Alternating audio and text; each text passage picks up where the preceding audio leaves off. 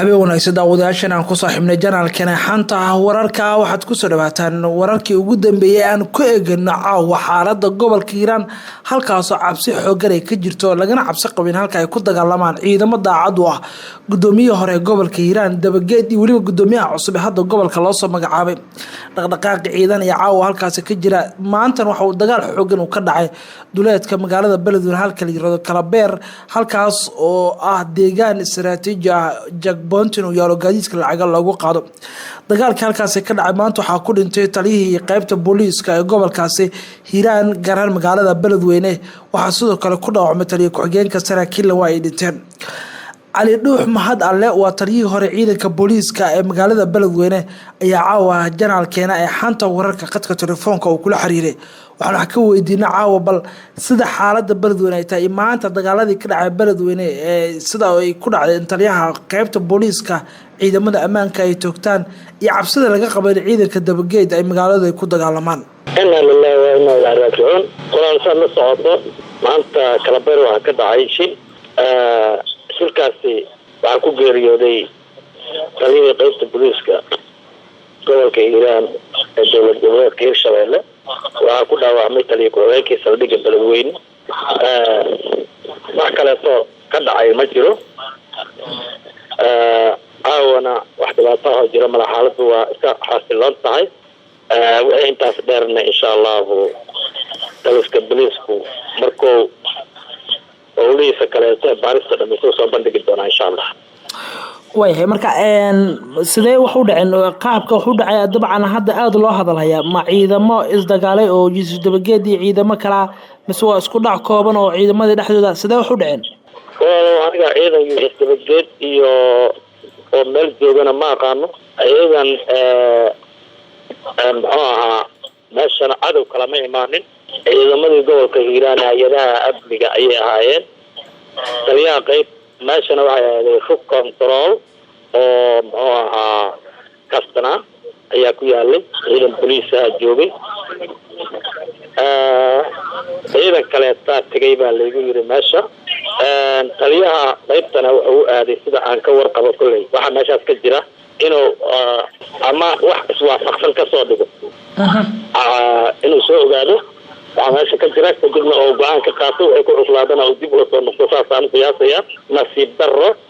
meesha xabada ka bilaabatay cid kale oo wax ku gaarayna ma laha taliye qaybtana waa ku dhintay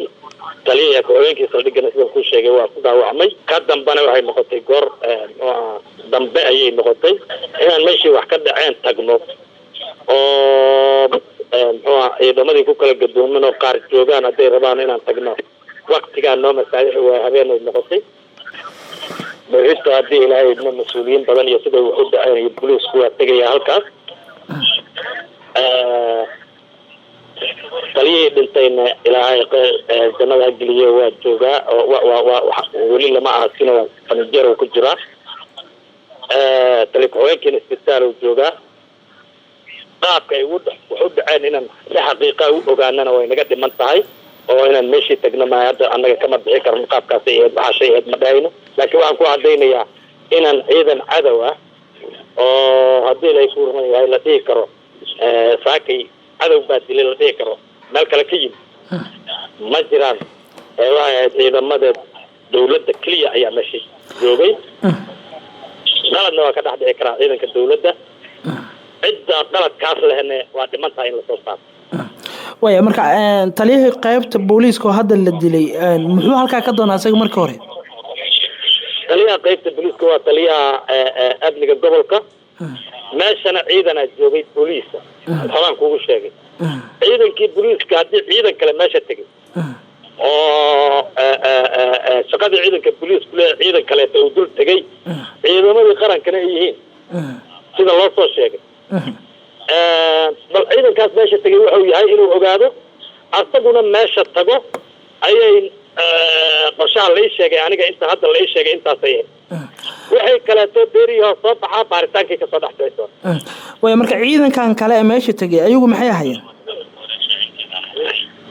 ciidanka kale oo meesha joogay waxa aan sida aan warka ku maqlaayo ciidamo si sharciyan ku tagay oo saraakiil u geysay oo hay-adaha kaleeto amniga ka tirsan oo booliiska ahayn waaye marka ciidamadii dawladda unbay ahaayeen waxa meesha isu tagay waxay ugu maqaalo ah in ciidanka halkaa tagay ay ka amar qaadanayeen Yuusuf Dabageed halkaan ay taalay jagboonti lacag lagu qaado shaqaqaduna meesha ay ka bilaabatay soo sidaas ma antali saasina ku sheegaan u malaynaa meesha customs lacag lagu qaaday hay'adan oo control weyna yaalo customs ay hay'ad caalami oo meesha magaalada Beledweyne laga soo galo ayay ahayd dagaalaha lagu qaado maaliyadda Yusuf Ahmed Hagar Yusuf Dabageedna waa gudoomiyihii gobolka asagoo si sharci ah oo gudoomiye gobolka ku ahay dawladda Hirshabeelle soo magacawday dawladda Hirshabeelle gudoomiye kale tay waraq ay soo magacawday oo asaga lagu bedelaya isla madaxtooyada ku jiro sida qaladku uga dhaxdhacay iyo cidda sabab u ahayd waa la soo ogaanayaa laakiin waxaan ku hayaa ciidanka meesha la geeyay haddii macno kale iyo amar kale ay ku kala tageen xataa waa ciidankii dawladda federaalka ciidan adow oo sida shabaab oo kale iyo ciidan kale oo Malaysia midna meesha ma tagin way marka taliyaha qaybta booliiska miyaa la toogtay toogasho bareera miyuu ahaa mise israasaaseen baa dhacdo dagaalkaas buu ku sabab u noqday geeridiisa ka booliis aan hadda fiirino habka taliyaha ciidanka booliiska waa aragnay saalada meydka isbitaalka Beledweyne ugu tagnay ciidankii la socday oo asaga la socday oo ahaa hal baabuur oo ciidan ahay waa aragnay baabuurkii meeshii oo yaala xaqada ku dhacay taliya ku-xigeenka waa aragnay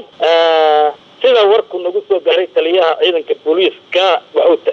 ciidanka hor socday baabuurka ka tagay cid xabad ridday kuma jirin sidaan warka ku hayno war waa kaas oo naga daaya xabadu waa lagu weynaa laami dhaxdii labadii shaqaale xabad ku dhaceen waxaas aniga mar rabo maadaama aan barisid hawshii aan geli doono oo hay'adii Paris ay joogaan oo anagu aan booliis noon Paris u aadayna meesha inaan ka soo horbaxo mar rabo laakiin falkaasi waxa waaye fal si sharci darra oo qalad u dhacay waaye labadii sarkaal oo clear ciidanka waa sala toogtay ciidankii la socdayna xabba ma gaar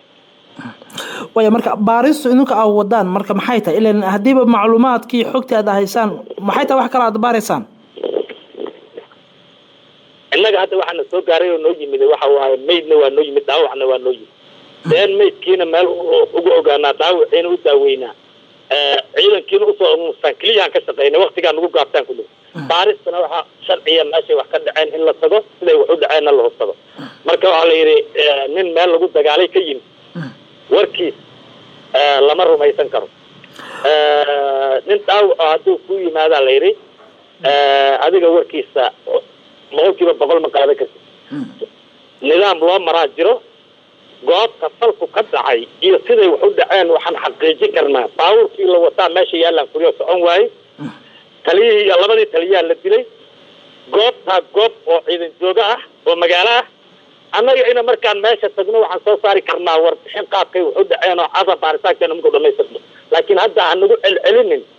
information aan helnay kaliya waa iyo waxaan la kulanay oo media dhaawac aan ku sheego waaya waxa kale waa noo dhiman yihiin annagana soo sabi doonaa diilay way cali waad maasatahay waxaan rabaa magaalada hadda cabsi baa laga qabaa leeyahay dagaal inay ka dhacaan oo xiisadan ay u sabab tahay marka cabsidaas magaalada miyay ka jirtaa aniga muxuu ahaa magaaladan Beledweyne waan aqaanaa muddo dheerna waan ka soo shaqeeyay Allah u naxariiste madax sarsarana waa dhinteen laakiin